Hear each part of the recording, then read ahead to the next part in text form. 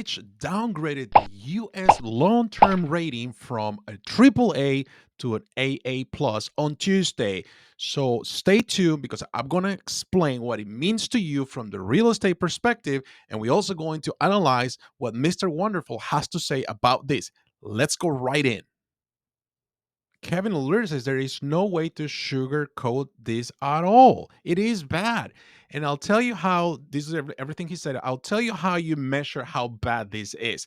Basically, when you downgrade the US economy, which is what this downgrading is all about, you are losing a little faith in the strength of the US dollar and the treasury bill because of the default currency of the world. So just keep that in mind. This is defined by every commodity priced by US dollars, is the good faith of the US government and the whole world trust. So basically, this is more about trust than anything else. Most sovereign funds keep the majority of their liquidity in US dollars. That got hurt 24 hours ago because now you start to ask yourself, well, where all this is going to head, right? Where this is a lot of emotions. A downgrade from a triple A to a double A plus does is I mean, this is not a good news. Now, if you are a wealth fund, you start to put that in your mind. And the bottom line for you and me is the cost of capital goes up. So what he's trying to say, in other words, says now to borrow money is going to cost you more because of what the government has, the downgrade of the government, and the deficit goes up. This is the way he says, I'm not sugarcoating these things. So, for example, what it means is really going to cost you more to borrow money, whether it is for a mortgage, for a credit card, for a card loan, for a personal loan, you name it. It's really going to cost a lot of money. So now let's take a look what the actual report says. This is from fitchratings.com. I went and found it for you and I'll put a link below. So let's see what's really driving this. It says there has been a steady there has been a steady deterioration in the standards of governments over the last 20 years, including on fiscal and debt matters, notwithstanding the June bipartisan agreement to suspend the debt limit until January 2025. The repeated debt limit, political standoffs, and last minute resolution have eroded confidence in fiscal management. Very important, okay? In addition, the government lacks a medium term fiscal framework, unlike most peers, and has complex budgeting process. These factors, along with several economic shocks as well as tax cuts and new spending initiatives, have contributed to successive debt increases over the last decade. Additionally, there has been only limited progress in tracking medium term challenges related to rising Social Security and Medicare costs due to the aging of the population. So basically, what it says is come on, guys, you are not behaving. This is like you, I'm gonna put myself here and this is an example as a parent having a son that I will give him my credit card, and let's say the credit card has a maximum spending amount of $10,000. My son goes out there, he spends all this money and things that he probably does not need, and then he comes back to me and says, Dad, I maxed out the credit card.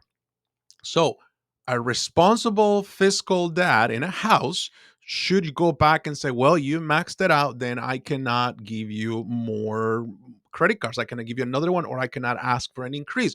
You need to pay that off. And until you pay it off, then you can continue to spend on other things. But irresponsible father slash government, me in this case, in this example, goes now and calls the credit card company. Hey, Mr. Credit Card over there, can you guys increase the limit from $10,000 to maybe $30,000. Maybe look, make it a 50. He's not gonna use it all, but maybe make it at a 50. So what happens is I go back and give my son the credit card. Said, hey, by the way, now you already have 10,000 in. I know that you still want to buy some other things for yourself that you still don't need, most likely. go ahead and spend it, and now you have a limit, a ceiling limit of $1,000. That's how irresponsible this government has been. The fact that only kicked down the increase on the debt limits until 2025, it is an indication that they don't have a plan to make sure that all these expenses are going to be controlled. There is no a frame, there is no plan, there is nothing in place where they're going to make these drastic cuts. And making drastic cuts at this time and age, it's also going to have a lot of pain for a lot of people, especially those that are relying on Social Security, Medicare, Medicaid, and so on. So this is very important to really understand how irresponsible this activity is. Now, you will say, well, Robert, okay, so what all this has to do with real estate? So let's just keep going. So now this is something from Bankrate that it says US debt downgrade means mortgage just got more expensive.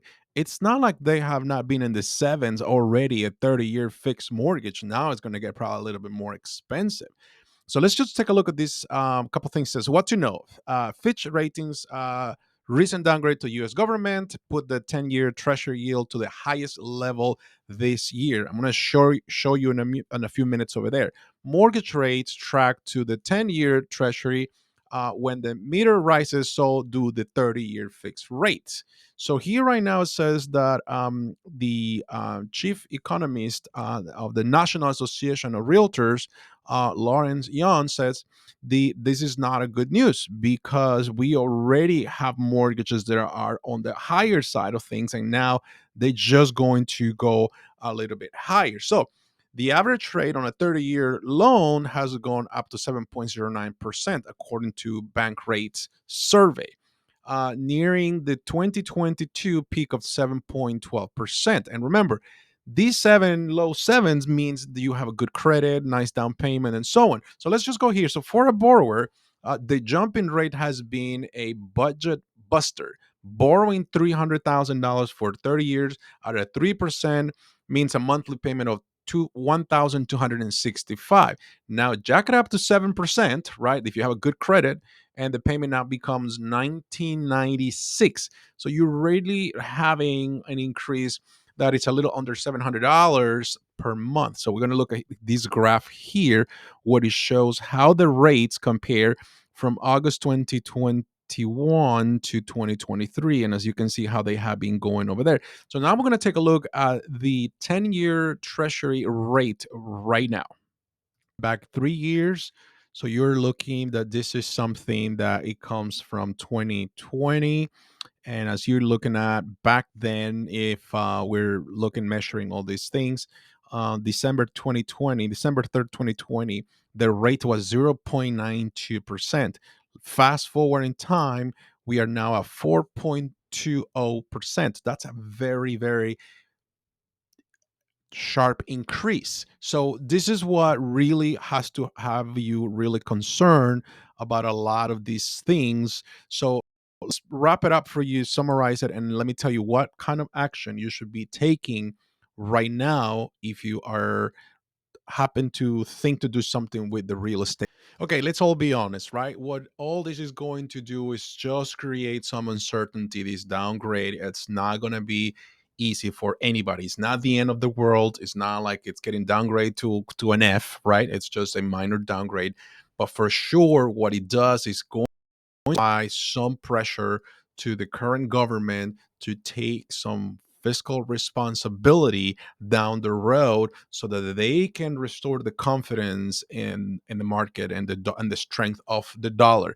This will require a commitment from everybody involved in this, and it will to make tough choices about spending and taxes. So if Again, thank you for coming to my real estate channel. I get requests from all over the place, so feel free to leave a comment below. Do me a favor and smash the like button right there, the bell, and if you find value, subscribe. And I promise I will continue to deliver these kind of content on a weekly basis. Thank you, everybody. Bye bye.